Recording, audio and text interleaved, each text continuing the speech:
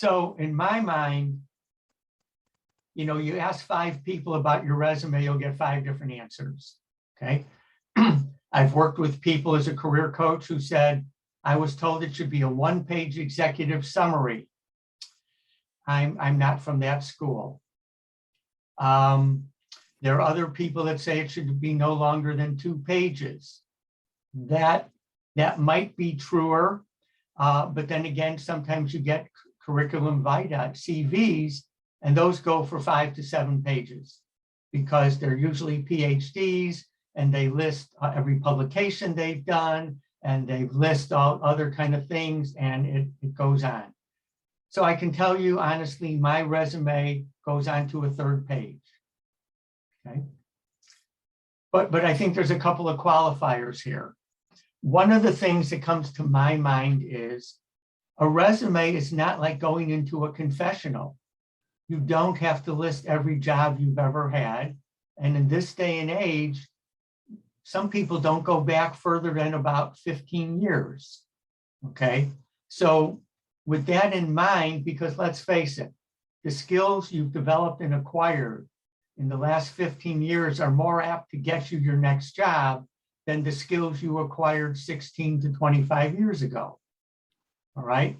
So to me, I wouldn't list a job maybe prior to the year 2000 and maybe not prior to the year 2005.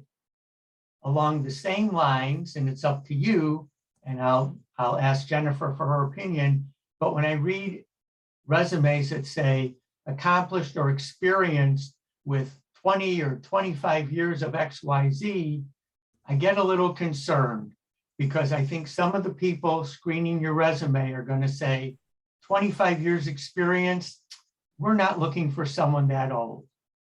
And so don't automatically disqualify yourself by thinking that because you put so many years of experience, that's a plus. I wouldn't do that.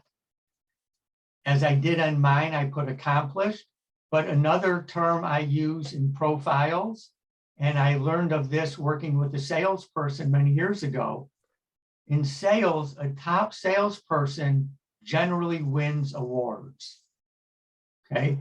They're recognized on a quarterly basis, on an annual basis, et cetera. And then a lot of companies in the last number of years have put together meaningful reward and recognition programs.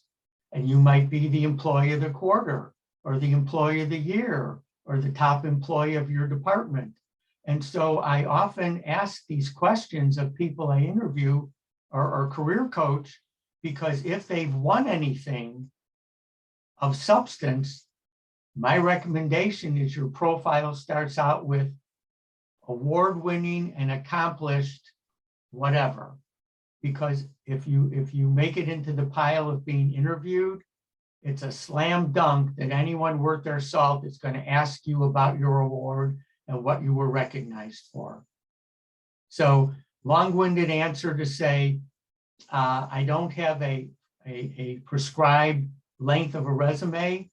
As I said, mine goes into a 3rd page. I would say most of them probably don't want to go much past 3 pages.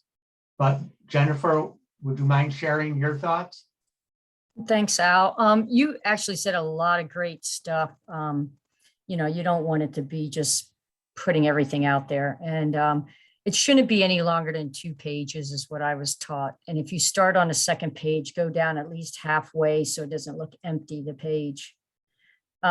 Like you said, Al, if it's, you know, something where you're a research scientist or publications, of course, it's going to be longer than 2 pages because you're listing those and citing those resources to give your self-validation.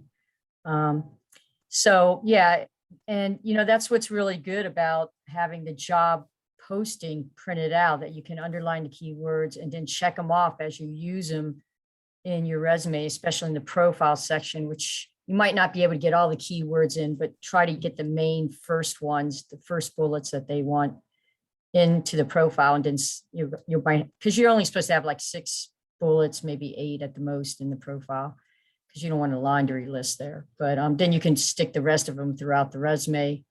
In my American Job Center, to get your resume review, you need to have both the job up, your resume uploaded and the job that posting that you aimed your resume at uploaded. And then they put it through a device called Job Scan.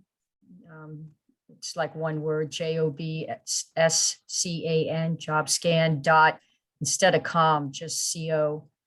And what they'll do at my center is put it through that, and then they'll work with the individual and say, okay, this is your score from Job Scan. This is some of the things you need to do. These are things you're doing good. So that's it in a nutshell. Okay. But you can use Job Scan. I think you get 3 or 4 free a month. You know, so if you don't want to pay for it, it's, you know, it's a free thing you can use.